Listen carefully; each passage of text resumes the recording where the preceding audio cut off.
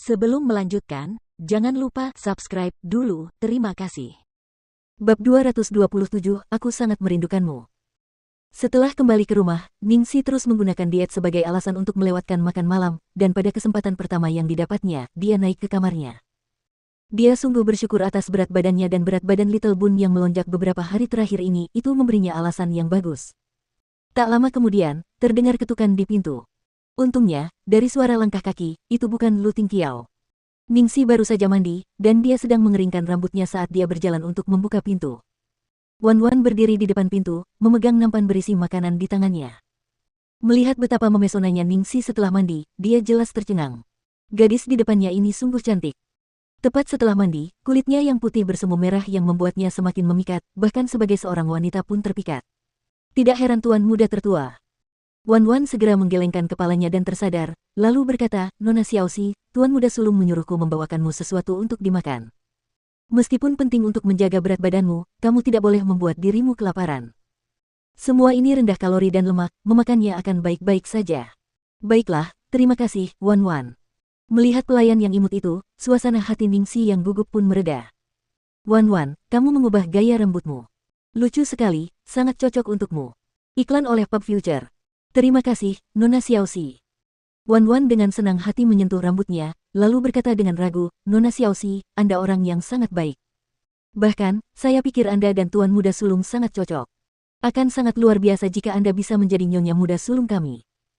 Kalau tidak, jika ada wanita licik lain yang bergabung dengan keluarga, kami pasti akan sangat menderita. Ningsi, mengapa pembantunya mulai membantunya? Tolong beri saya sedikit kelonggaran. Kemudian, Wan Wan mengetuk pintunya lagi, dan memberinya segelas susu.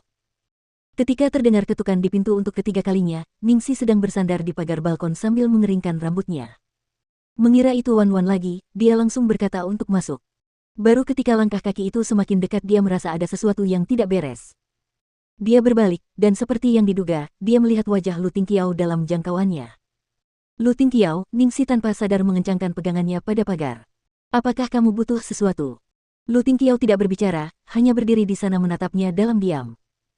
Gadis di depannya mengenakan gaun tidur panjang yang tampak seperti gaun kerajaan yang panjangnya mencapai mata kakinya, apa yang seharusnya tertutupi sepenuhnya. Setelah dikeringkan, rambutnya masih sedikit basah, berkibar lembut tertiup angin malam. Pipinya masih memerah karena uap air dari pancuran, dan matanya yang waspada bersinar dengan sedikit keterkejutan dan kewaspadaan, iklan oleh Pop Future. Ketika kulit kepala Ningsi hampir geli karena ditatap, Lu Tingqiao akhirnya berbicara. Ningsi, Lu Tingqiao, aku sangat merindukanmu. Ningsi langsung melotot, dan hampir mengira bahwa dia salah dengar. Batuk, apa?